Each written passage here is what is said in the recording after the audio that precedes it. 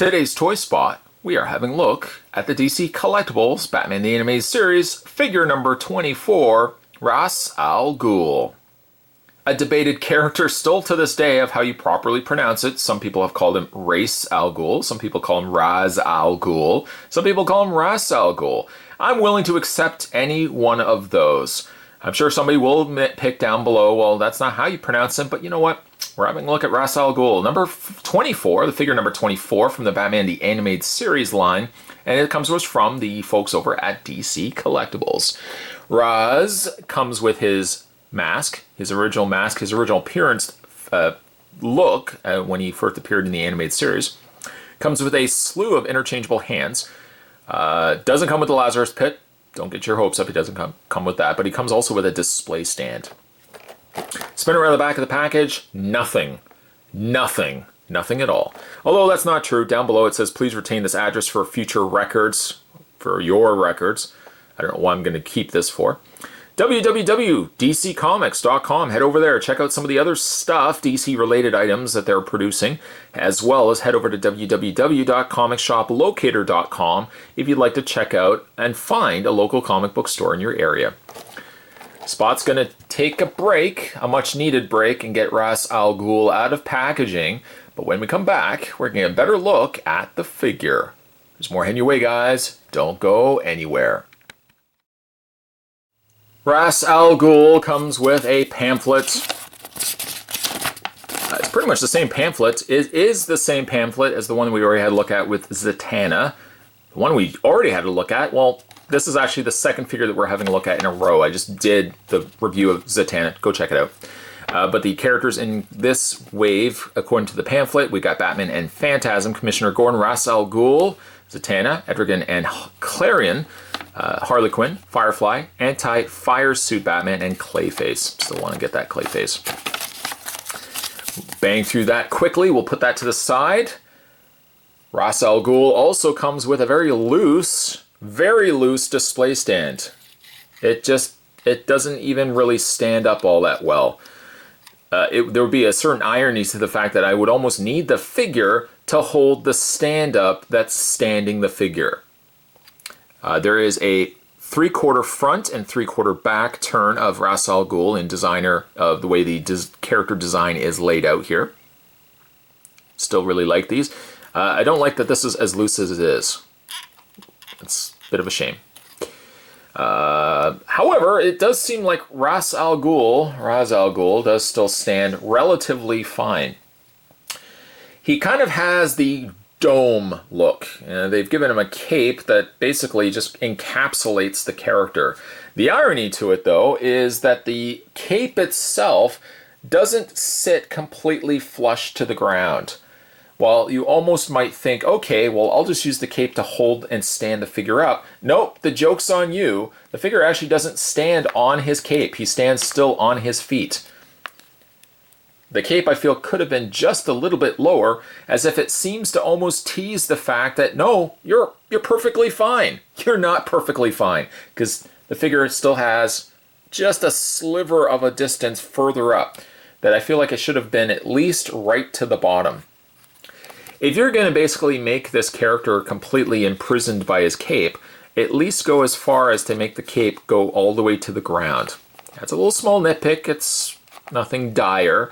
But as you can see, like, there is no give at all to this cape. It's just one solid piece of plastic.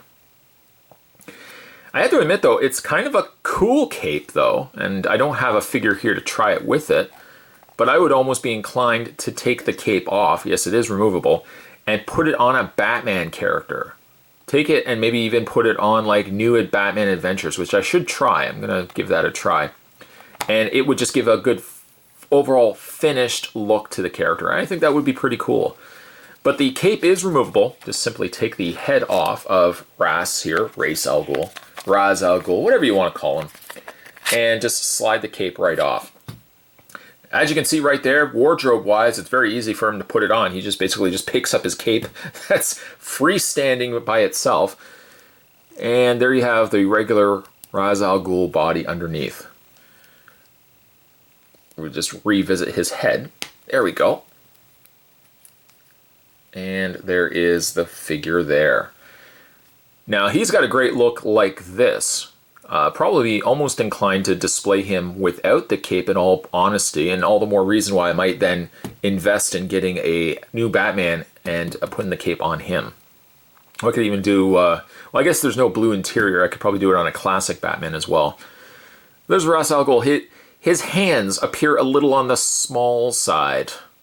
They are also closed fists, so there's not really much you can do about it. However, they do give you a couple of extra hands. Let me draw your attention to these as quickly as I change the hands out. Pop the ball joints off. Actually, more just like a peg.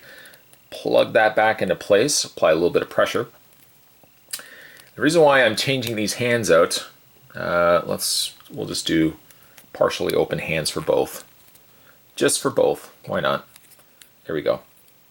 He does also come with a pair of completely flat palms. I guess if he wants to extend out his hand for Talia, maybe give some directions to Batman. He does come with two of those, and then he comes with the two closed fists, and then he comes with the two partially open hands that we currently got him wearing.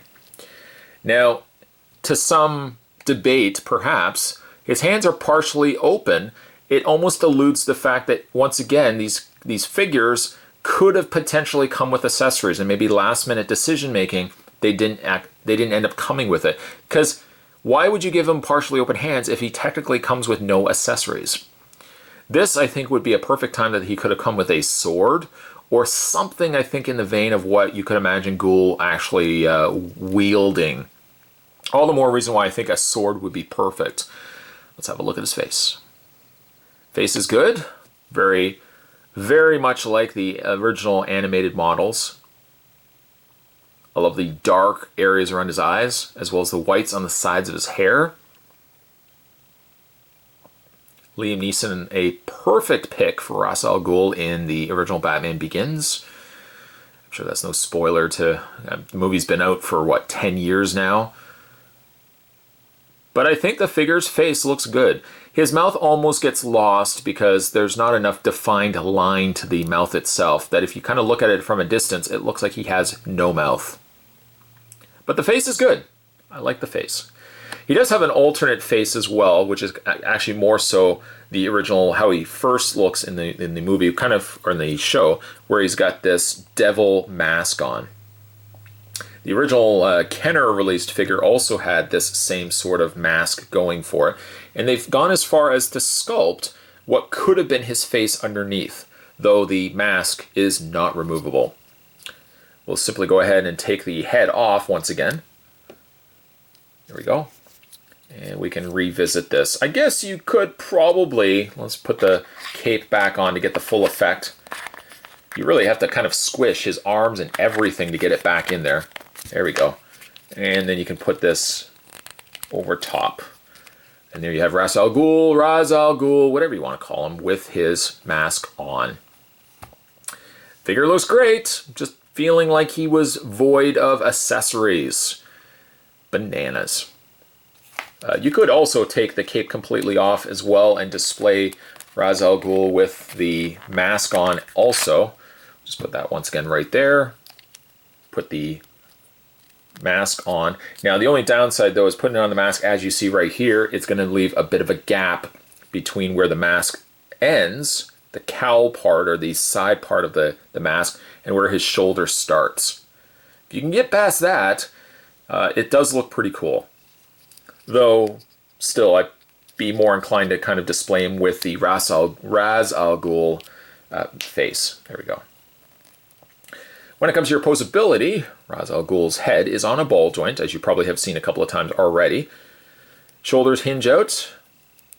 Shoulders rotate all the way around. Although when you do rotate it, you'll notice that the arm rotates out, just by the way that the torso has like a real definitive V shape to it. It does have a, try not to take the hand off in the process. The shoulders, oops, we just keep dropping. There we go, we'll just put the fist back on for now. There we go. He does have a bend. You see probably one of the ongoing issues with this figure.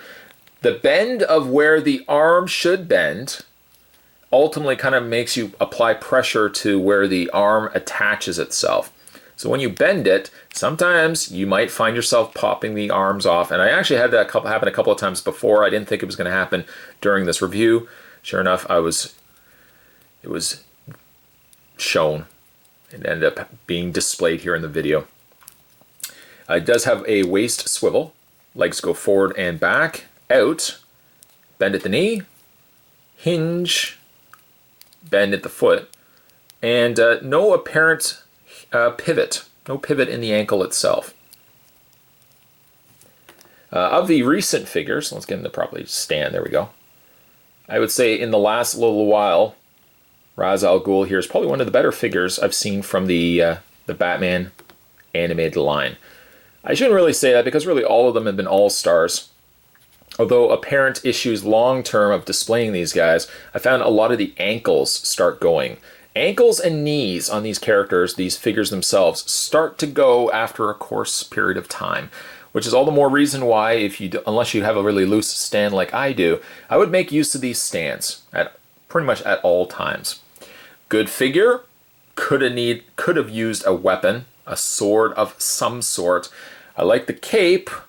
May or may not display him with the cape. I don't know. I'm not quite certain yet. But it does come up with possibilities that I might maybe use this for Batman. I don't know yet. I don't even know if it would fit. Maybe Batman is just the wrong torso. But I would be interested to try that. Today's toy spot, though, we were having a look at the DC Collectibles Batman the Animated Series. This was figure number 24, Ra's al Ghul. Spot, that's not how you say it. Ra's al Ghul. Stay tuned, guys. Spot's got more videos heading your way. As always, thanks for watching, as you always do. I'll see you next time.